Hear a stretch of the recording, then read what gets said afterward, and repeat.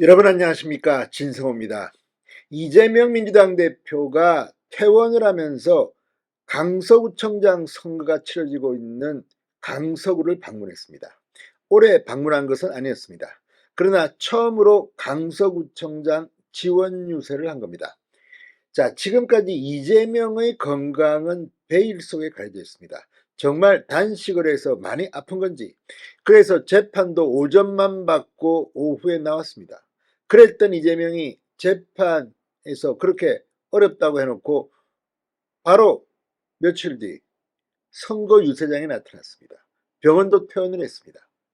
자, 그리고 강서구청장 지원 유세에서 민주당의 통합을 이야기했습니다. 맞는 걸까요? 자, 방금 전 민주당의 비명계 대표 주자 중 한 명인 조응천 의원이 나왔습니다.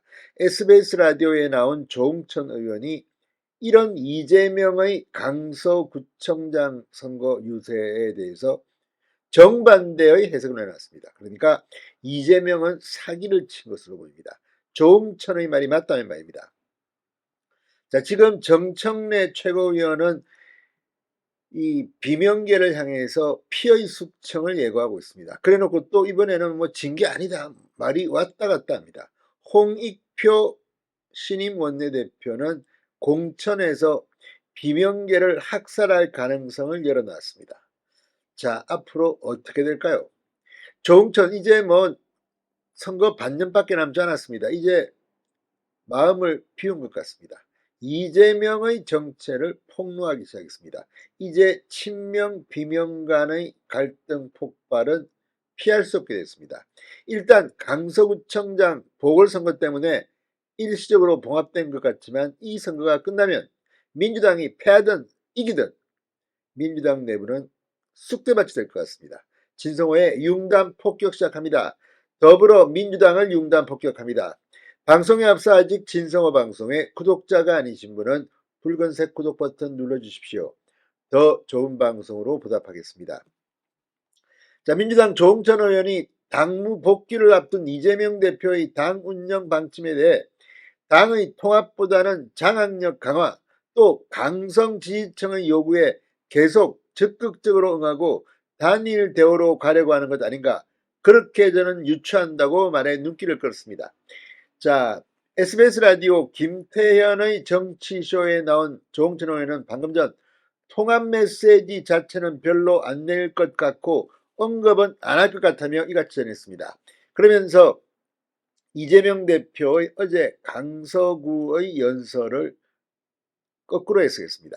자, 어제 이재명 대표는 단식으로 입원한 지 21일 만에 퇴원해 강서구청장 선거 유세에 등장했습니다.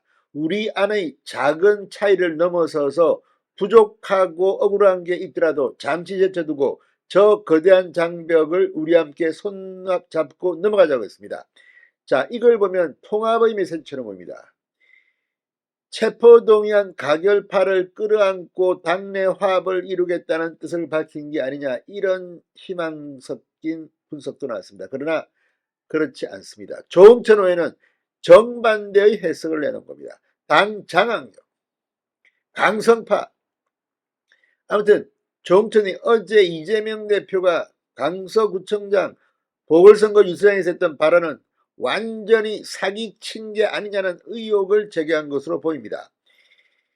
자, 조응천 의원은 뭐 한 달 이상 공개적으로 마이크 잡고 발언하면서 강서 가서 수박들 다 깨부수자, 그렇게 얘기할 수는 없는 것 아니냐.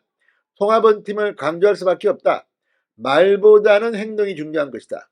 며칠 안에 행보가 나올 것이니까 그걸로 보여질 것이라고 말했습니다. 그러니까 선거 끝나고 며칠 안에 이재명이 본색을 드러낼 거라고 전망한 겁니다.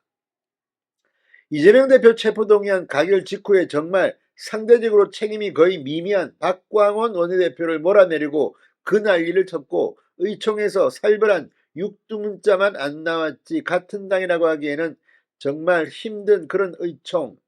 비명계 송갑석 최고위원과 조정식 사무총장이 사의를 표명했는데 송갑석 최고의 사의만 받아들였다.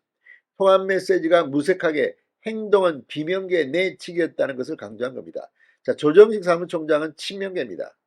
이재명이 임명한 사람입니다. 이 사표는 반려됐습니다.